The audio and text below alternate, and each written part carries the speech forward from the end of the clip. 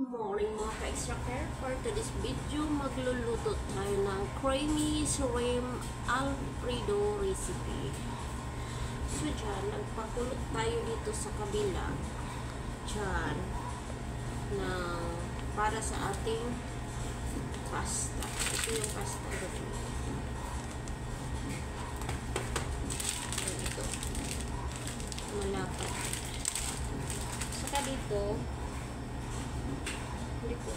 naubusan na tayo ng butter, so gumamit na lang tayo ng oil.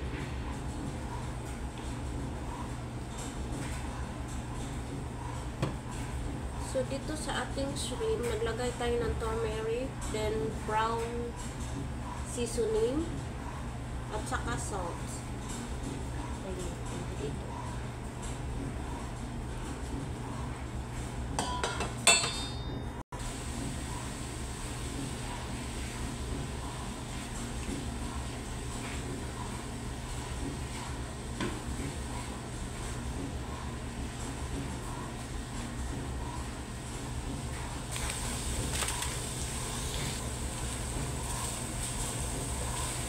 So, pwede na ito mga kaate. Keep aside muna natin ito.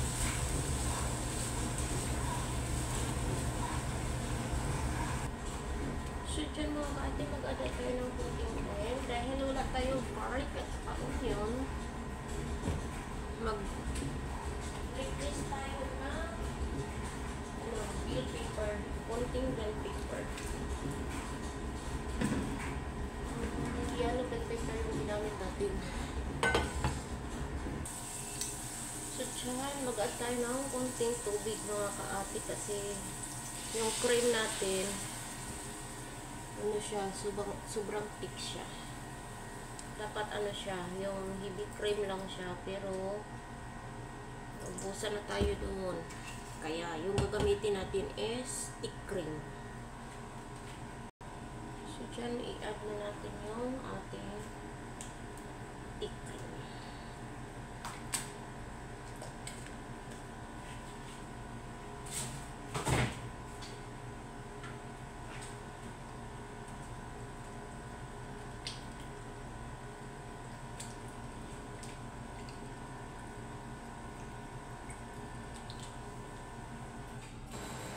So, dyan mga kaating mag-add tayo ng salt,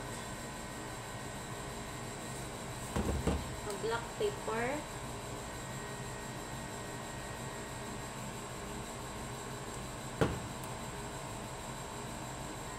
so, dyan mga kaati, mag-add tayo ng cheddar cheese.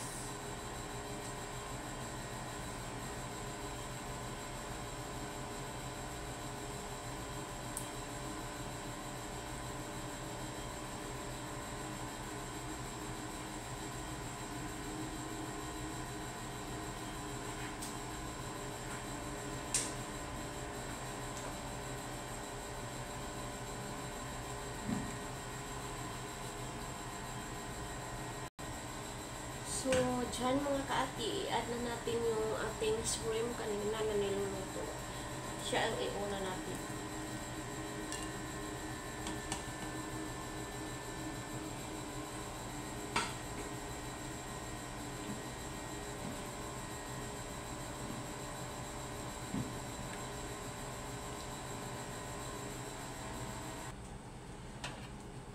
So, dyan mga kaati, i-add natin yung ating pasta.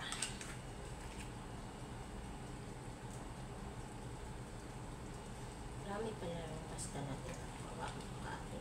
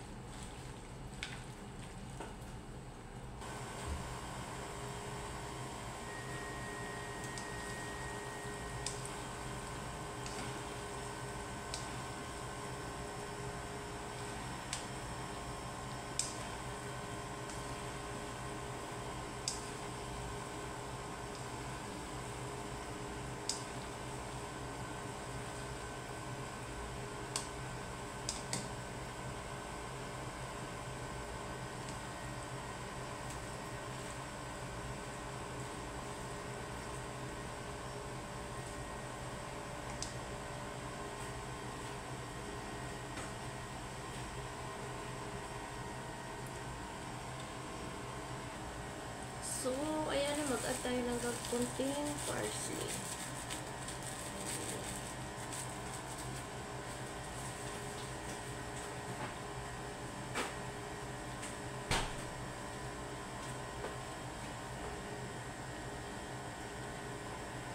So, ayan na yung ating tapos na yung ating creamy shrimp alfredo recipes. So, ayan. Ang sarap. Creamy na creamy. Thank you for watching mga ka-ate.